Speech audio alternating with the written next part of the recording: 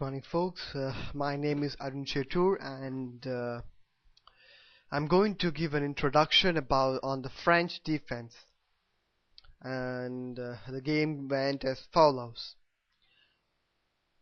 E6 introduces the French defense. D4 opens up the bishop on C1, and also this D4 controls C5 and E5 central squares. D5, E5 brings up the French advanced variation. Now black plays C5, hitting the D4 immediately, and black needn't worry about D takes C5 because it'll leave the E5 pawn vulnerable. Now white plays C3. This move is pretty solid. It defends the D4 pawn and supports and secures the E5 pawn as well for the future. Black plays into C6, developing a piece, and also pressurizes the D4 pawn.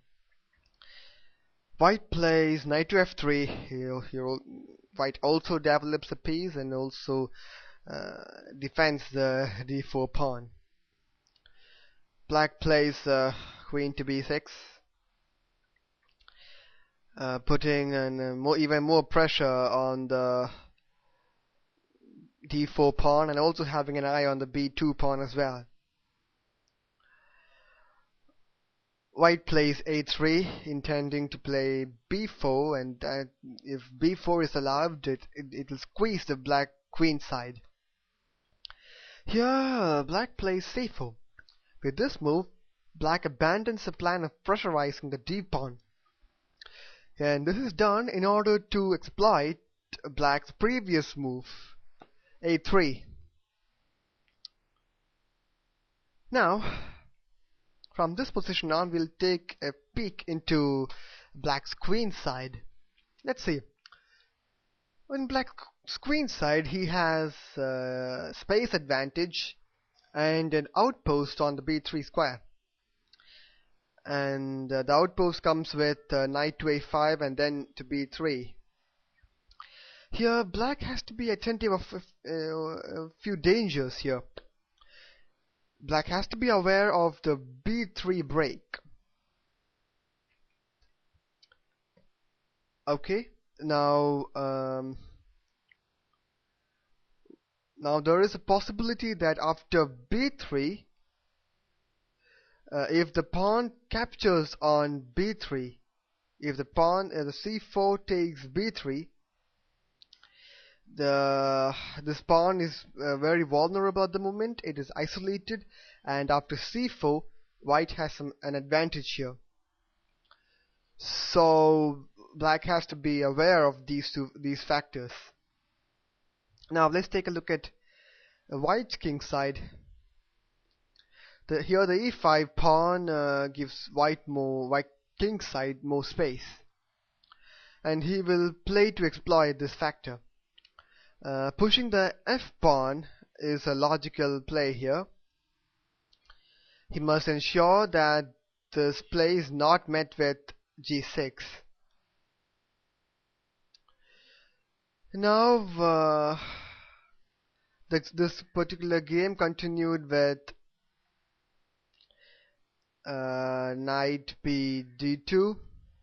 Now white develops his knight to its only available square.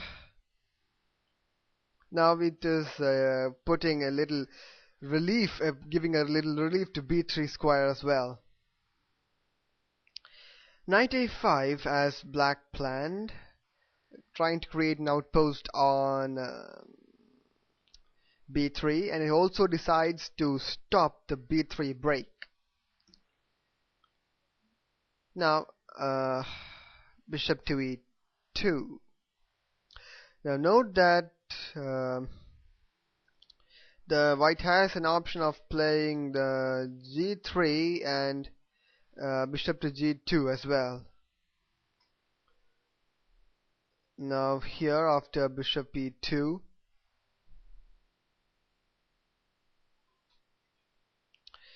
Black plays bishop to d7 and castling. Here, this current position is pretty much blocked. Both players can afford to make long-term plans. Now, White's plan in the current position is to free this c1 bishop. He can do it by playing rook on f1 to e1, vacating the f1 square, and by playing queen to c2, uh, defending the b2 pawn, and afterwards bring the knight to f1, freeing the bishop on c1. Now I hope you all enjoyed this video. If you have any further doubts, please ask. This is my first video on the French defense. If there's any further improvement I can make on this, please do suggest. And I hope you all enjoyed this. Thank you.